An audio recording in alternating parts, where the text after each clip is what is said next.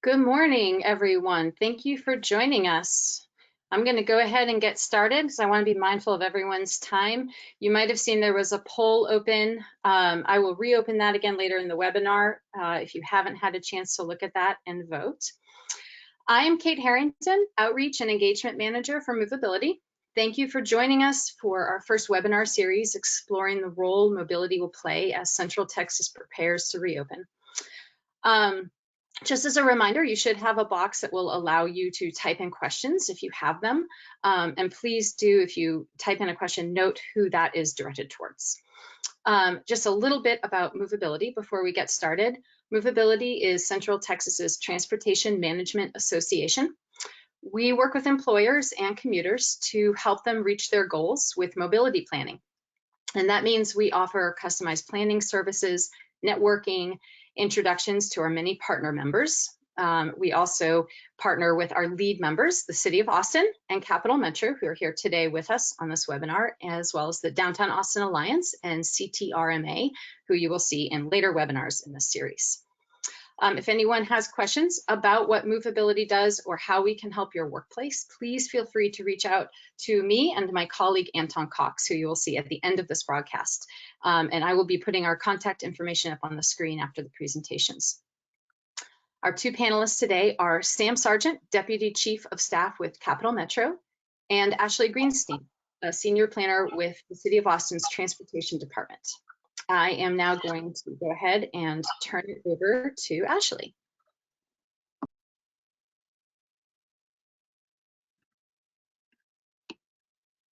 Thanks, Kate. Okay, great.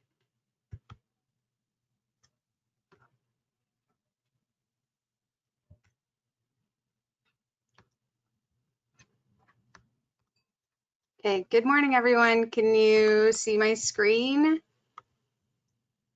Yes? Ashley, we cannot. Okay. Now? Yep, you got it. Great. Okay, good morning, everyone. Thanks for the introduction, Kate. My name is Ashley Greenstein. I'm a Senior Planner. Well, how do I move this? Sorry.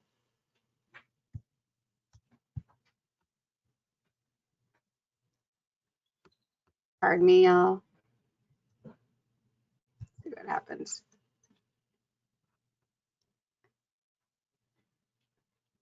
Okay. Great, just clearing my screen. Okay. My name is Ashley Greenstein. I'm a Senior Planner at the Austin Transportation Department. Thank you, Movability, for inviting me to speak today. I think during COVID-19, it certainly allowed for us to feel disconnected. So I really appreciate the opportunity to connect to the community. Today, I just want to talk about the situation that COVID-19 has put us into as we're all in this new collective stage of change. The interventions and innovations that the City of Austin and the Austin Transportation Department have pursued because of COVID, and some tips for returning back to the new normal. So just as a housekeeping item, if people aren't aware, I want everyone to know that austintexas.gov/COVID-19 is a great local resource for people to find information about what's happening with COVID-19, whether it be resources for how people can find food options or testing. I personally like to go there to check out this public dashboard. It's updated every day at 5 o'clock. And it shows the number of confirmed cases and what's comparable to the state, the country, and the world. As you'll notice in that bottom left-hand corner, the trend line for cases continues to go up, and people of all ages are impacted. So as our state begins to reopen, just be aware that it doesn't look like this is over yet. And I just want to remind everyone that the stay-at-home order is in place until May 30th for the City of Austin. So overnight, we all have seemed to be put in this collective stage of change. We're experiencing things we've never experienced before in our lives, such as we're required to remain physically distanced for 6 feet apart or more People are wearing face coverings in public to protect each other, and this is a first in America. And then many of us are finding that we're participating in most activities from home. We're trying to navigate the space between our personal time and our work time, and suddenly our entire families or our fur babies are in one small confined space, and so can be challenging for quite a few people. So to bring in science here, no one ever said that changing overnight was easy. And like, to think about the last time you tried to make a change in your life, whether it was waking up earlier or eating healthier or going to the gym, I'm sure it took quite a bit of time for you to actually initiate that change and then start taking the steps to prepare for the change. So the model you see before you kind of lays out the path, which you'll see is lengthy and complex. We've noticed that change is pretty difficult, and so that's why transportation planners and other industries are beginning to look into behavior change science. To walk you through the model quickly, you'll notice that at the top with pre-contemplation, many people don't realize that they want to make a change or that their behaviors are negative. And it really takes until that contemplation stage that people are aware of the problem and start to weigh out the pros and cons. As people move into the preparation stage, which is actually like the determination of wanting to make the change, they're beginning to take the steps towards action. And action is that active modification of behavior, where people are like, in the beginning stages of slowly changing their behaviors and seeing the results, trying to sustain it for a long period of time to where they can get to maintenance. And that's usually when they're in maintenance, that's about they've been changing their behavior for 6 months or more. But at any time during the cyclical process, people can relapse, falling back to their old behaviors. And the interesting thing about COVID is it's all forced us overnight into this state of action. I don't think anyone would have known that the globe would be at staying at home and in this form of lockdown, even if you were paying attention to what was happening on the news or in China. I think this kind of all really happened overnight. So you might be asking, like, well, what does it have to do with transportation? Well, we're seeing it impact transportation because many more people are walking and biking, whether that be for physical or mental health or just like a fun activity to do with their family. Just going outside, you'll see many more people on the roads, not in cars. And we're really seeing increased demands at bike shops, whether it be for people purchasing bikes or for bike maintenance. So I think we could understand that with this lifestyle change, even though it's just happening very recently, that we could see further demand for more of these services and changes in infrastructure. We're also seeing a decrease in transit and shared use. I'm not going to touch on transit too much because we have Sam Sargent from Cat Metro here, but for shared uses, which in this chart includes micromobility, so like shared and dockless scooters and bikes, we've really seen a drop in the amount of trips taken, not only in the past few months, but compared to last year. And our team is pretty optimistic that it'll go back up again. We recognize that people aren't commuting like they were before, and we're actually seeing that while the trips are going down, the length of trips, or like the period of trips, is going from like 8 minutes to 20 minutes. So we find that to be pretty positive. We're also seeing that while traffic has gone down 50% and actually 60% at peak travel time, so when you would have been commuting to or from work, serious injuries are going up 20%. Our roadways are more open, we're finding more speeding, and APD is actually acknowledging that more people are drinking and driving. So if you are driving, drive slower, drive sober. Let's make sure that we can save some time for EMS and first responders to help with COVID. So in this time of great change, you might be asking, like, how is the city of Austin and the Austin Transportation Department improvising to meet these changing needs of the community? Well, first, all throughout the world and even in America, cities are opening up streets to pedestrians and cyclists and people in wheelchairs, just to make sure that they have more space to move around safely in this time of physical distancing. At the City of Austin, we've already opened up 2 streets. One is on Longhorn Dam on Pleasant Valley. We have converted one of the lanes into a facility that can be used for cyclists. And then we've also closed Riverside Drive along Auditorium Shores to create more open space. Due to recent council direction, this Healthy Streets pilot is going to continue.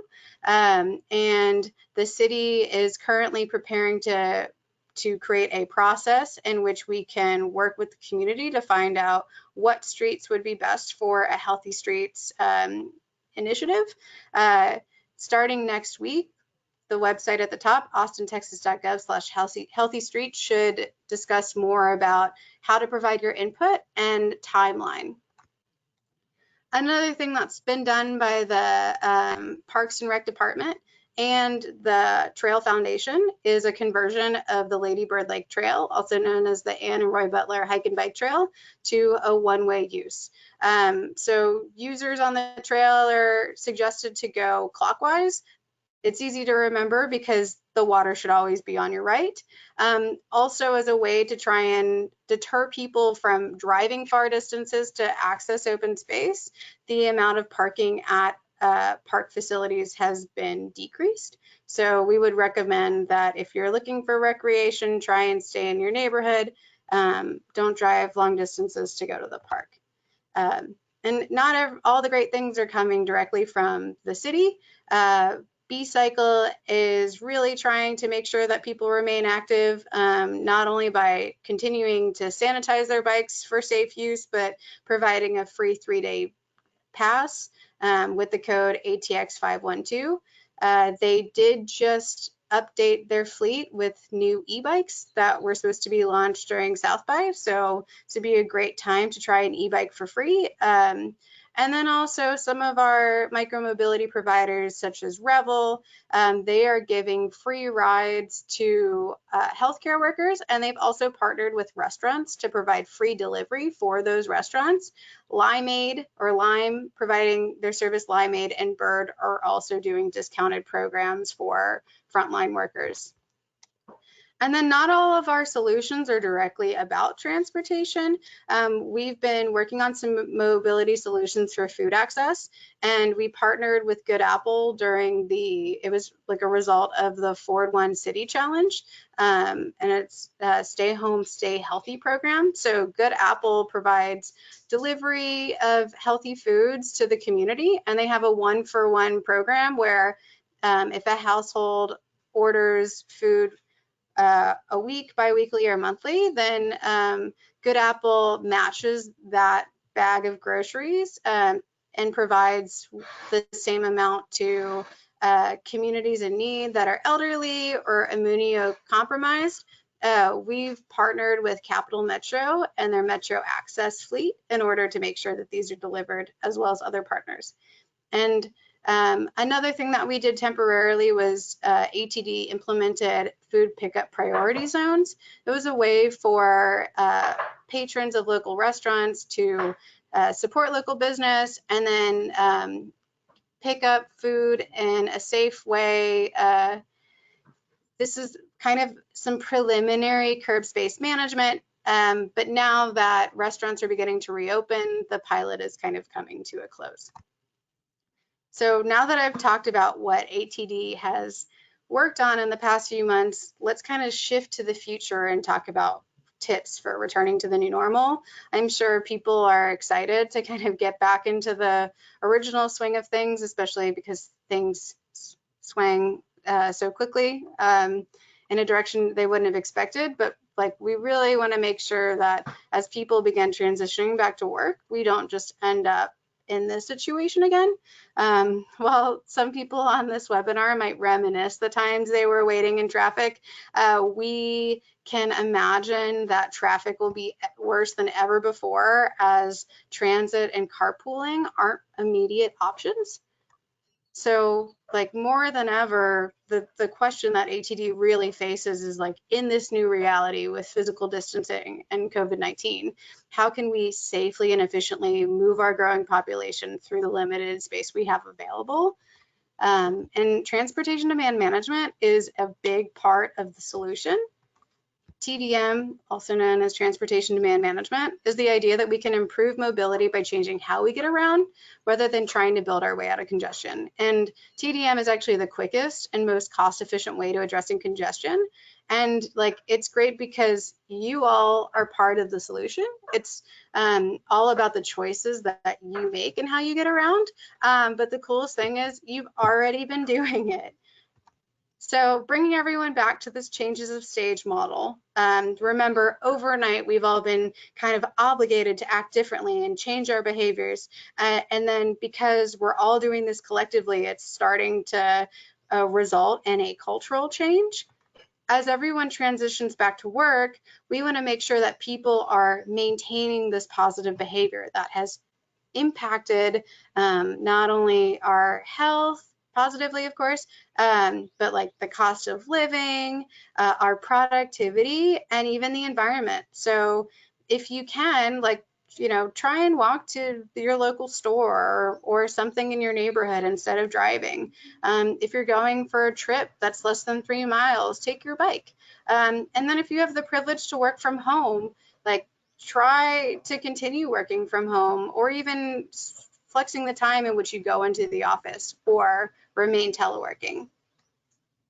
Further into a future when the caseload continues to decrease for a sustained period of time, people will begin contemplating preparing to take transit and shared rides again. But one thing we really want to make sure is that folks don't relapse into driving alone. We do realize that not everybody has the opportunity or the choice to walk, bike, telework, or take transit. But if you do have the choice, I'd like to talk about some resources that are currently available at the city that can help you find a better way of getting around. So Get There ATX is the TDM program's website, getthereatx.com. We've got some really great resources about walking, biking, riding, micromobility, and shared rides. We also have information delineated based off whether you're an employer or you're bringing your children to school. We keep the website up to date, and we also have a blog function. So if you haven't visited the website, I highly suggest it. Smart Trips Austin program is our travel training program that's in partnership with Capital Metro, and it focuses on long-term behavioral change.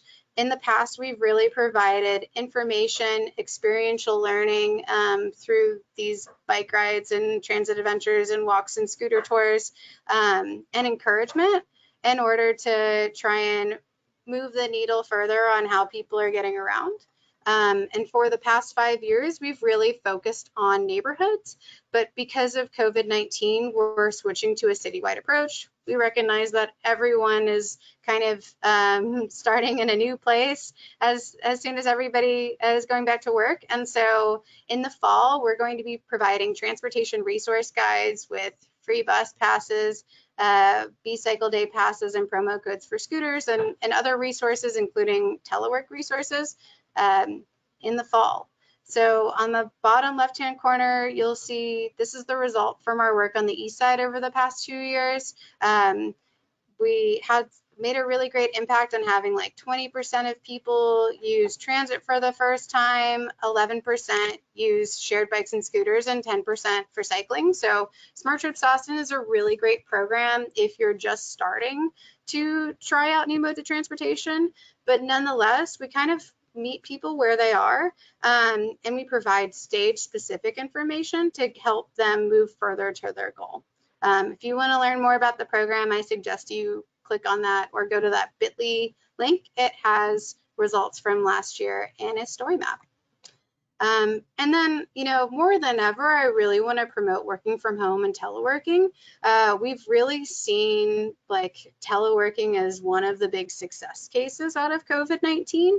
And it makes a lot of sense, like whether at the local level or at the state, to continue moving this forward. Just recently, Councilmember Allison Alter proposed a citywide telework policy, and the Travis County Commissioners want a telework policy where 75% of Travis County employees are working from home.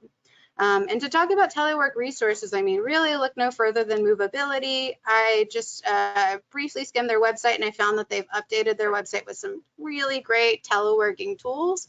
Nonetheless, if you are interested in like the behavior science sort of things, Movability does provide a motivational interviewing. So that could be a really good practice for your employees. And then bringing it out to the region, Commute Solution does provide some really cool information about teleworking and flex time, and then also all other modes available on a regional scale. So these are two great resources, but I would really be doing a disservice if I didn't talk about all of the really great local community organizations that exist in Austin.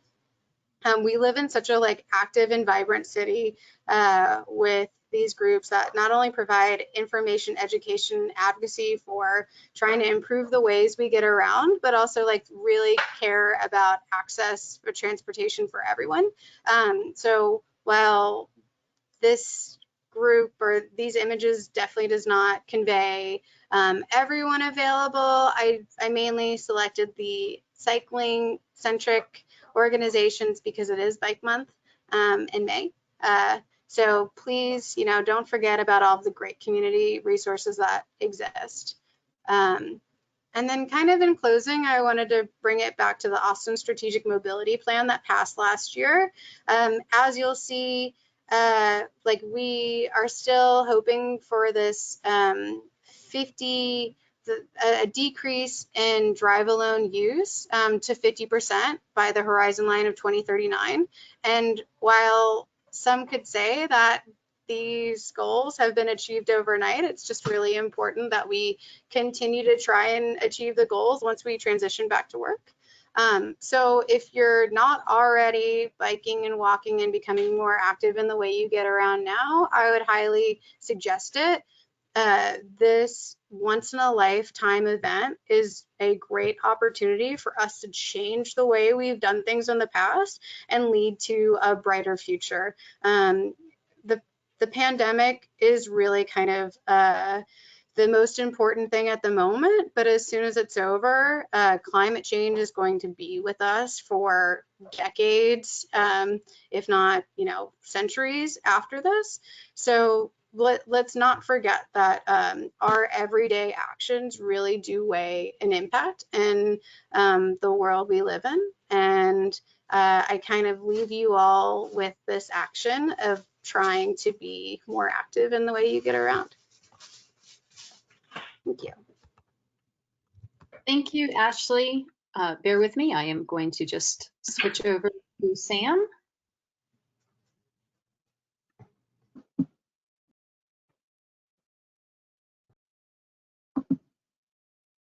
All right, so I think it's been switched over to me, but let me pull up my slides real quick.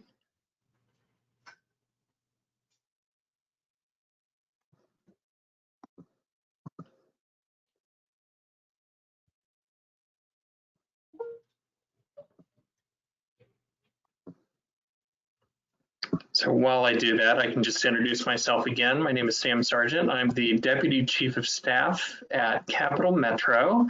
And just want to say thank you to Movability, which I'm a board member of, for putting this together, and really enjoyed the chance to talk about the changing mobility landscape and the many options that are now out there, both because we have to do something different during this crisis period, but also because it's an opportunity to really change our habits long term, just like Ashley did such a great job of highlighting. I apologize for being a a little bit behind here in terms of trying to share my deck.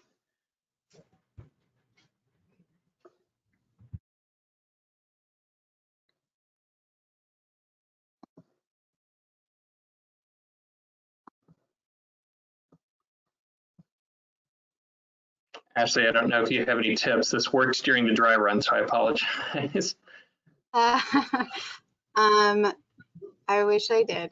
Sorry. Oh, great.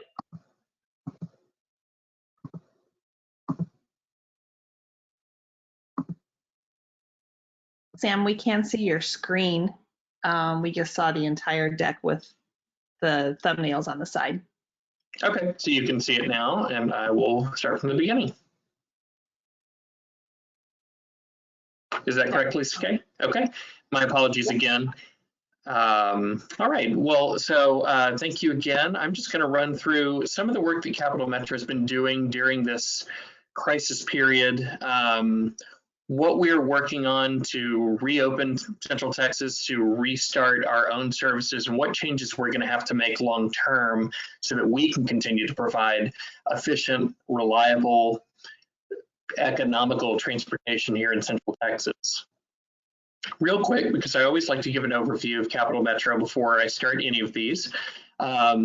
We cover the city of Austin, which makes up the vast majority of our service area. It makes up the vast majority of our sales tax revenue, but we do have 6 other suburban communities who are members, including Leander and Manor.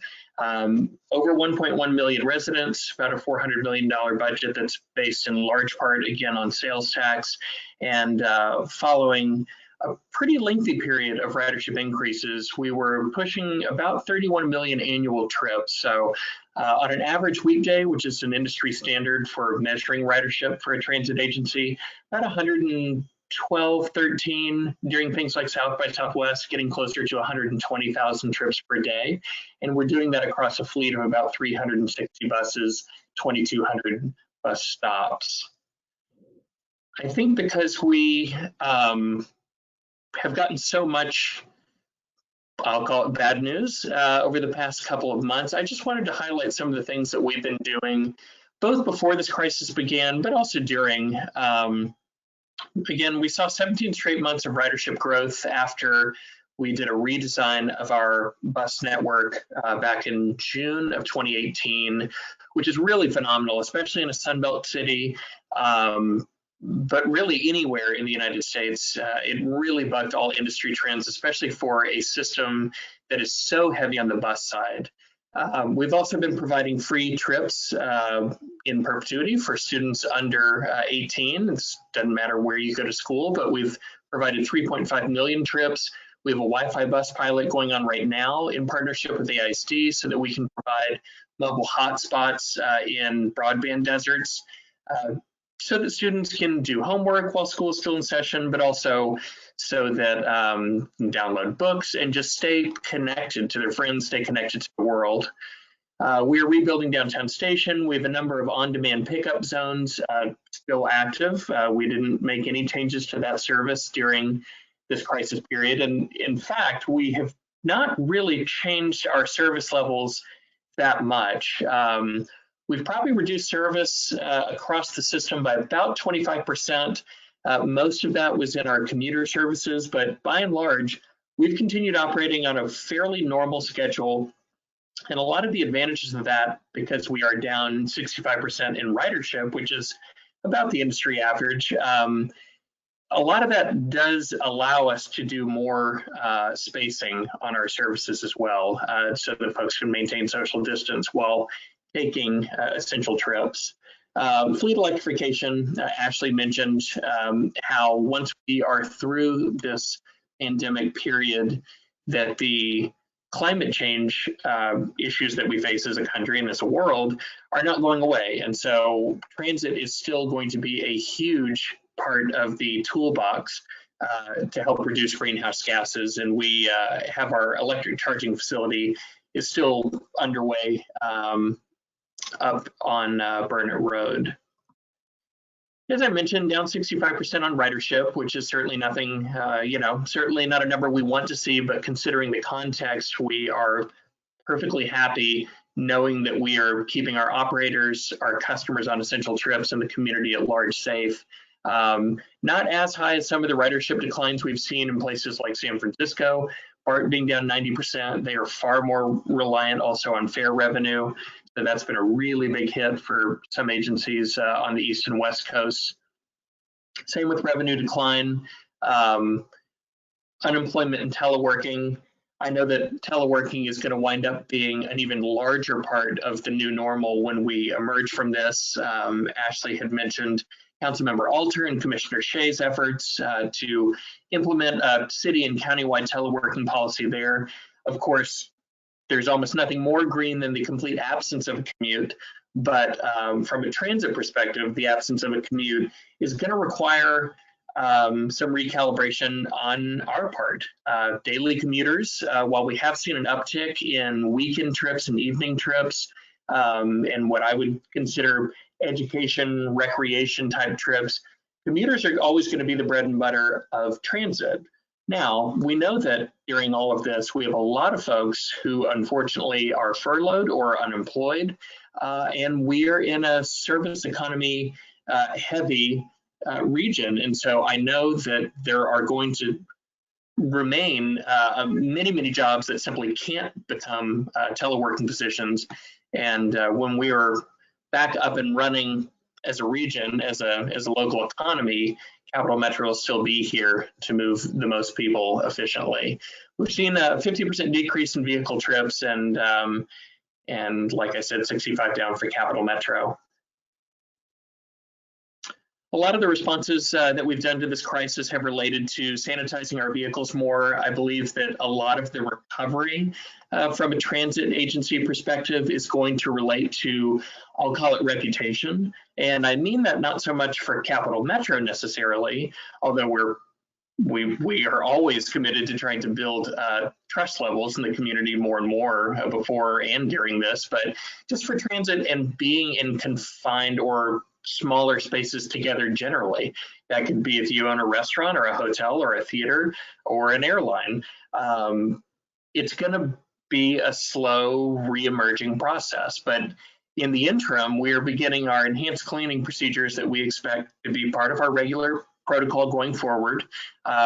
Same with masks, same with gloves for our operators and staff, hand sanitizer, things like that. We've also have a customer-facing mask pilot that we implemented about a month ago, and that was so that we were not in a position of having to refuse service to anybody who doesn't have access to a face covering.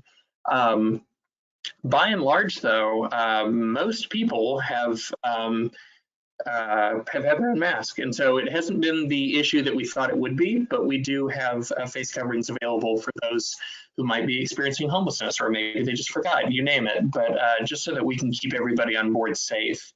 Same with rear door boarding, fear-free, all of that is meant to move people further away during this period from our bus operators. We will be going back to front door boarding with fares on June 1st is the plan. And part of that is going to happen because we will have a new plexiglass compartment door to protect our drivers that much more.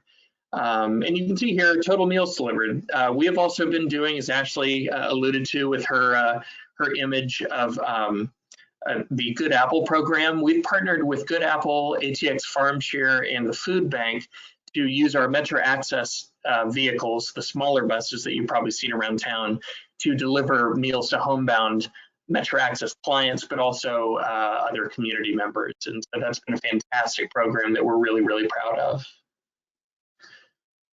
Adjusting services, adjusting fares, protective equipment, cleaning. I've mentioned all of these things, but just to say that we are doing everything in our power to ensure that we are keeping our customers now, our customers in the future, and our operators as safe as possible. And we're doing a multi-department response review because we really need to figure out what is the new normal for service, what is the new normal for revenue, and how do we keep communicating the value of transit.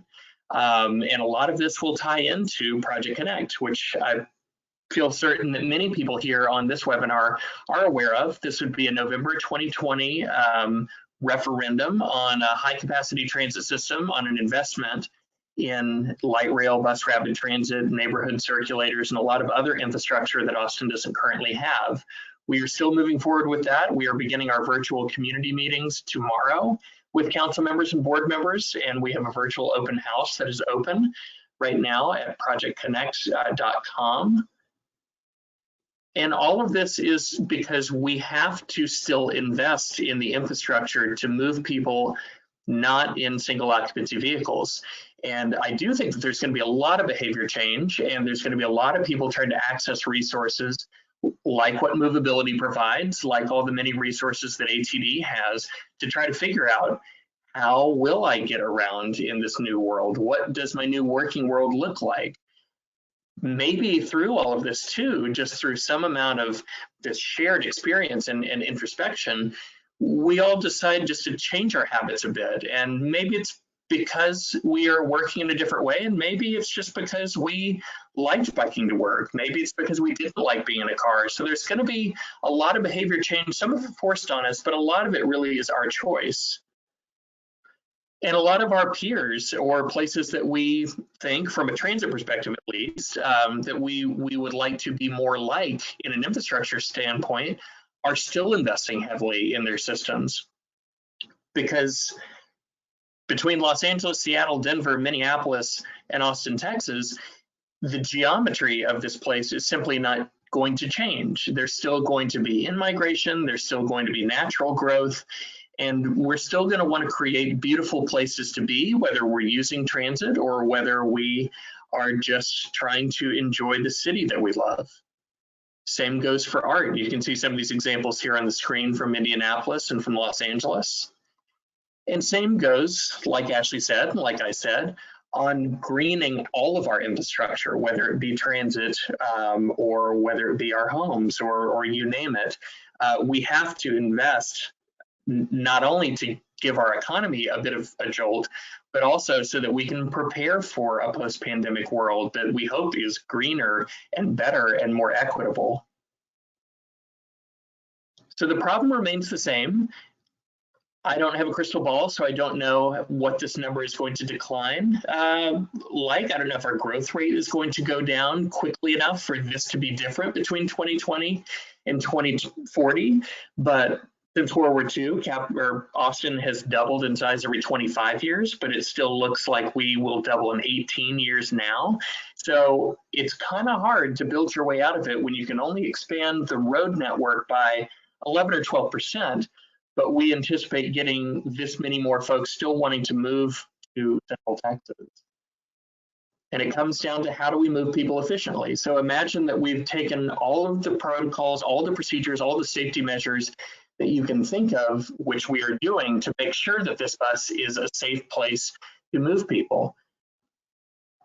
The geometry of the street, whether it be 4th Street or Colorado or 18th or you name it, is still going to be the same. And the same goes for anything else that is roughly the same size as a single occupancy vehicle.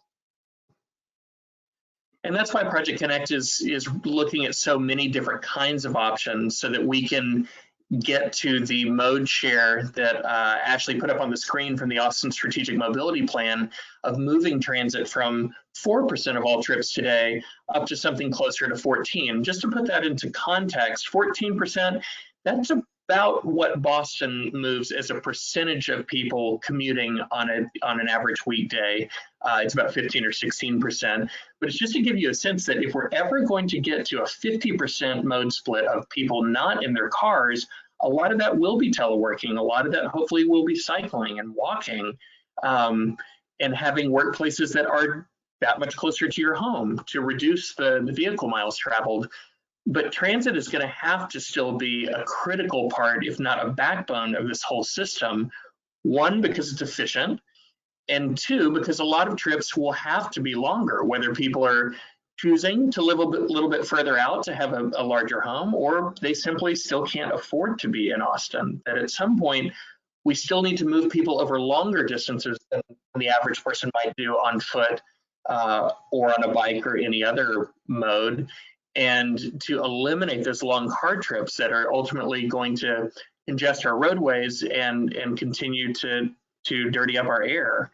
You can see here, and you can get into more detail on projectconnect.com, but at the heart of this investment, beyond the existing bus system and the red line that we have today, is a system of light rail, Metro Rapid, Metro Rail, Green Line out to the east, more commuter buses, and more things like circulator zones and mobility hubs that can give people smaller on-demand trips that are also not in their cars. And then the project timeline, which I know is a little bit weedy, but just to give you a sense that we are still pushing ahead with our partners at the city, with our partners at City Council towards November. But first, we will still have a series of joint work sessions this summer and a lot of public meetings in the lead up to August. But I want to close the portion that's focused more on transit by just reminding folks that transit will always be the most efficient in terms of space and its ability to move the most people efficiently. It is economical and it's equitable. But at the end of the day, the most important thing for everyone in this webinar, the most critical thing that Movability provides and that the city and Capital Metro and others are working on is choice. And I think that that's what we all want at the end of the day, because it could be one day you bike, one day you cycle, one day you take transit, or you only take transit, but your spouse only walks. Whatever it might be, and it could include a single occupancy vehicle, but we've got to do whatever we can to make the best use of the space we have here. It's a beautiful city and more people want to move here because it is so vibrant, because it's so beautiful. And how do we free up the most roadway space so that these other modes and other options have a little bit more room? It also allows us to manage the demand. So with that, there's my contact information. And I just want to say thanks for letting Transit have a seat at the table here. And I look forward to the rest of this discussion and any questions that you have for Ashley or myself.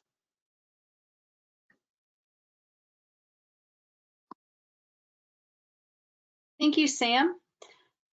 I'm going to hand it over to Anton now, and he can share a little bit of information and wrap things up and help us answer some of the questions.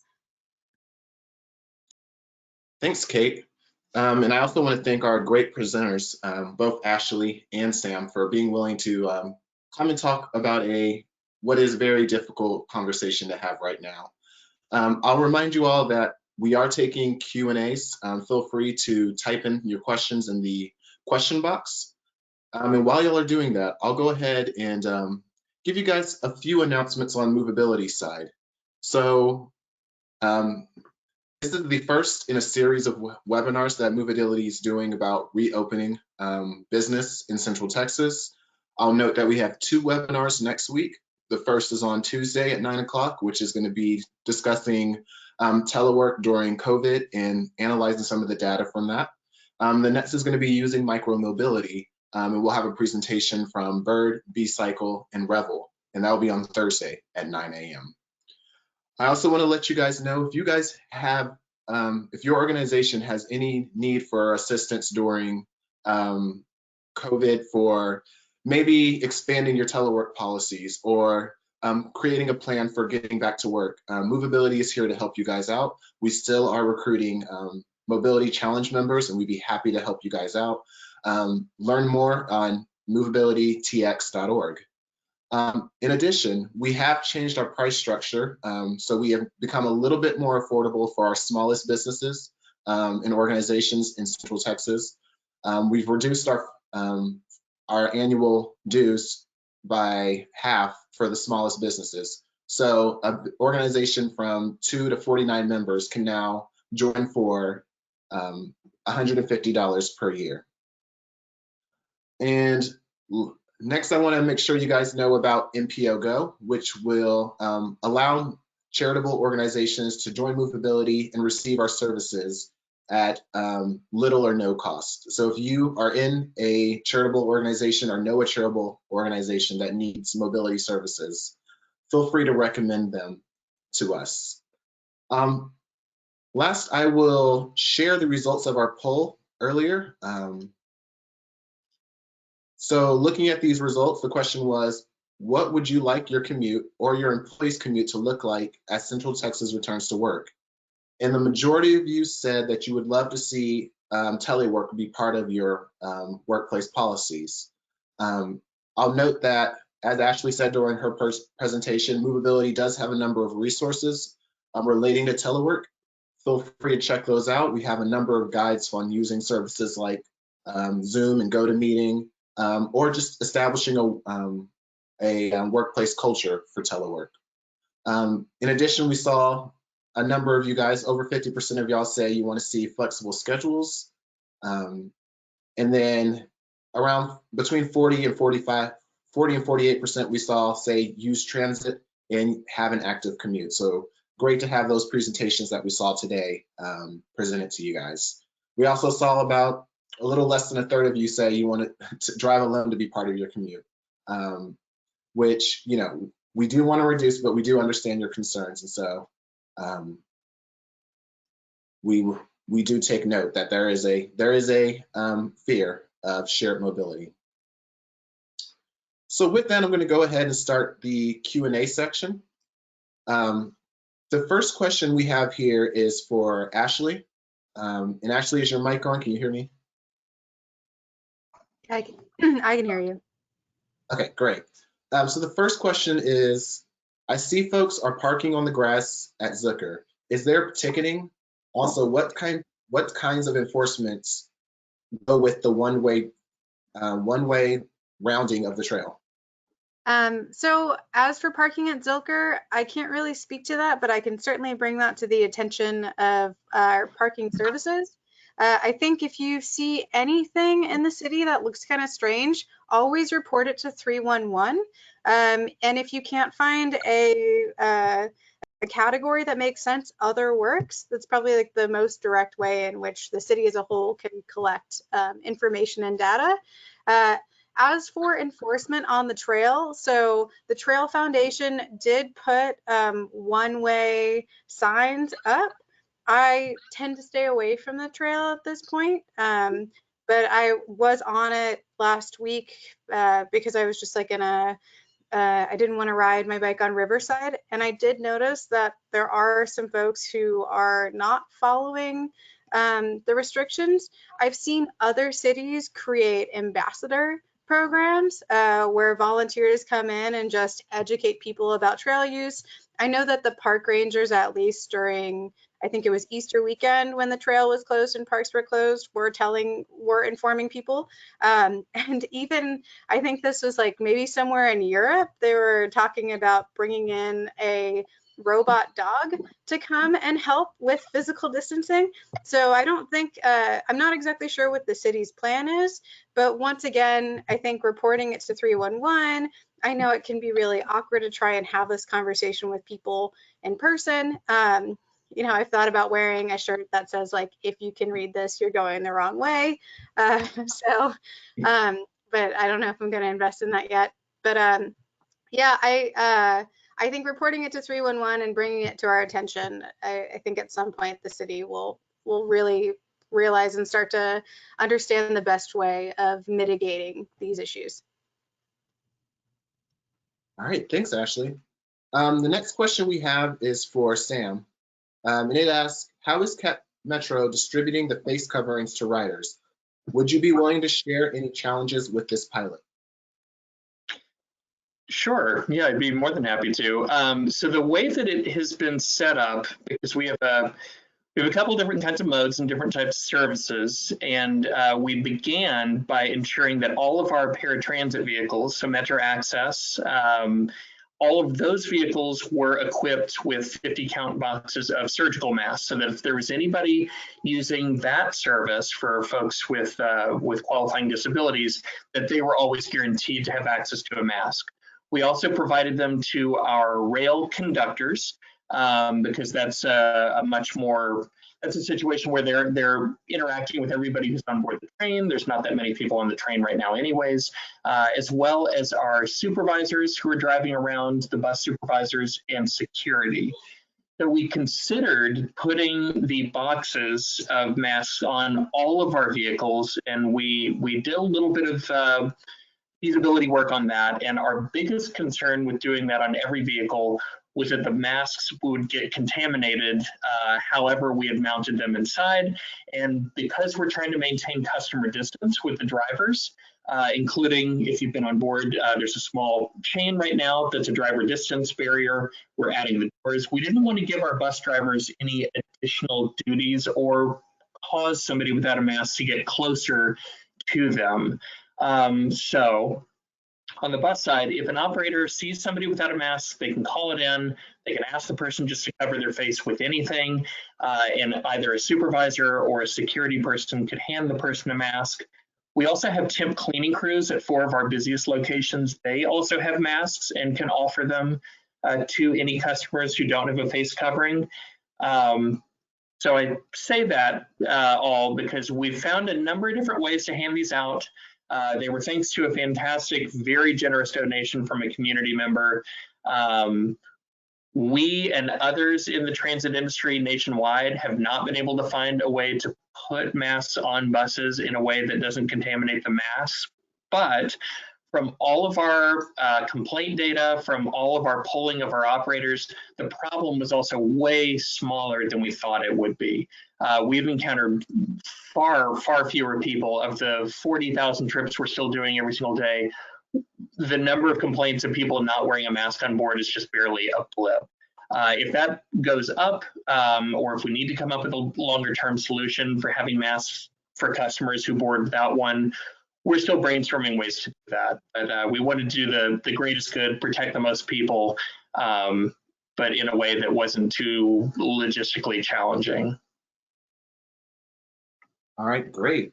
Thanks. And Sam, I think this next question is also for you. We're getting a number of questions about when things will start to go back to normal at Cap Metro.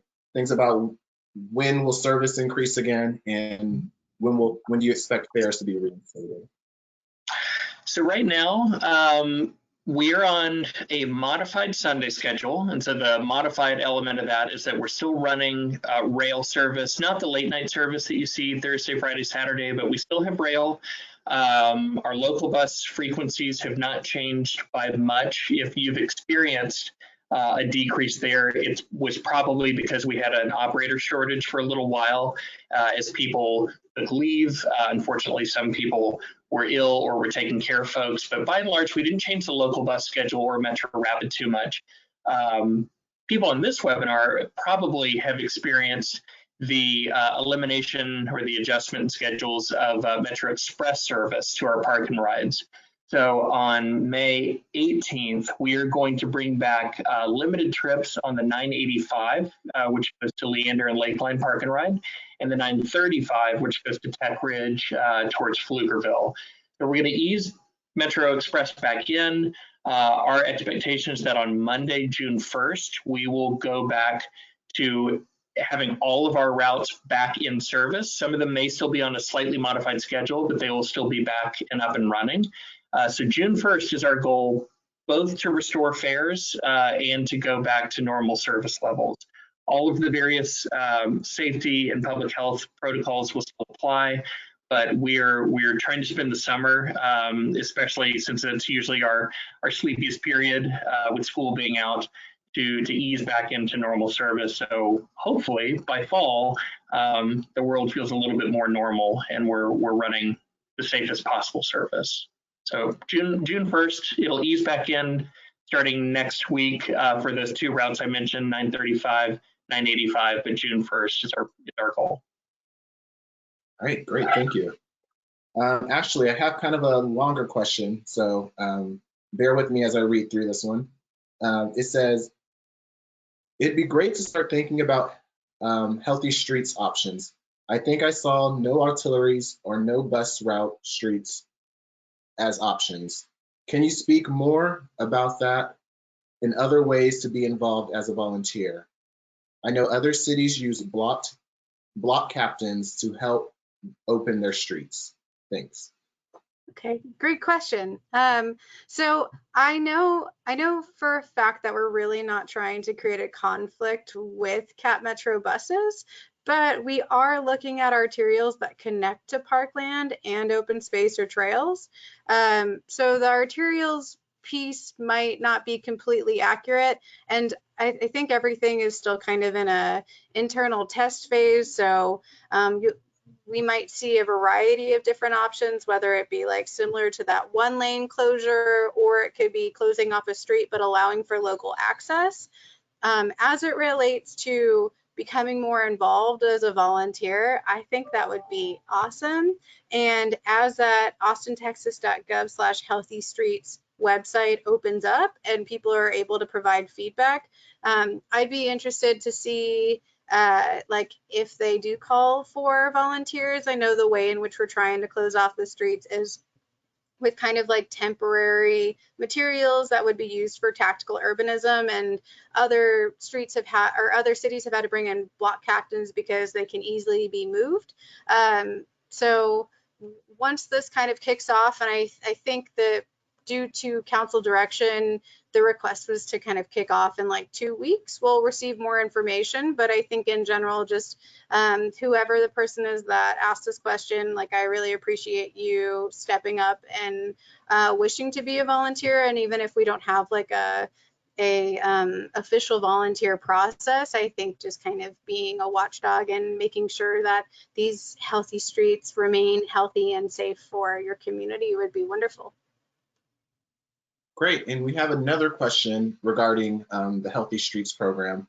Are there any plans currently to implement Healthy Streets through downtown Austin? I am not, I haven't seen the list of healthy streets, so I don't want to say yes or no. I would imagine it's a high possibility. I think that the healthy streets would be in areas with high pedestrian and bicycle traffic, or places that would need to be frequented by people utilizing sidewalks or streets or bike lanes. So it is likely. All right, great. And for you, Sam, are there any plans to reduce occupancy on the transit options y'all are providing? Yes, during this period, we have reduced, or at least we've built the infrastructure to reduce occupancy. We haven't had a huge need on a lot of our routes, being down 65%, but we've put social distancing signage so that it's either every other row, although we know that a lot of people are traveling as couples, or they might be traveling with children, so we didn't want to have it be every other seat. But we put some signage on board the vehicles to space people out, to remind them to stay spaced out. And we are working, our operations team is working on coming up with a number that would be a cap that an operator could use to switch over what we call the head sign on the front of the bus to say drop off only mode, which is really no different than what we would do with a crowded bus during rush hour. It just made it triggered much faster. We don't yet have that number. I believe that that's being finalized this week in anticipation for a June 1st rollout. But it'll probably be a little bit before demand picks back up where it really becomes an issue, but we still want to make sure we have all the rules in place. As we get those, I know that we're going to want to publicize those. Our website, capmetro.org/COVID-19, is where we've been providing regular updates along with our social media handles. But yes, we do know that it's something we're probably going to have to do in the medium term and maybe long term. We'll see. All right, and we got about a minute left, and I have one more question I'll ask both of y'all. Are there plans to provide options to AISD students, UT, or ACC students? So either of y'all can speak on that. I can start. I mean, we have our program of K through 12 ride free. So anybody under 18 already rides for free, and anybody accompanied by an adult under 5 has always ridden free. And then our partnership with UT is long standing, where anybody with a UT ID, whether they be staff or a student, is able to board the bus, show the ID, swipe the ID for free. Same with ACC through the Green Pass program. And then through MetroWorks, we have a number of other employer-based programs. But for the students specifically, I don't believe we should have a category of students outside of maybe St. Edwards or Concordia, for instance, where we don't have an agreement in place, where we are not able to provide free service for those folks. And we're also in close touch with them. So, you know, we don't know exactly how the transition back to campus, whatever the campus may be, is going to look like. But we stand ready to, you know, if there's a way we can adjust our service to make that transition easier, we will look into it. Does that answer the question, Anton? Yeah, and you used all the allocated time we have left, so I think you did a great job. I will go ahead and sign us all out. I want to thank our presenters once again for joining us and giving us this presentation. Feel free to check out the Movability website to register for our future webinars within this series. Thank you all for joining us. Have a great day. Stay safe.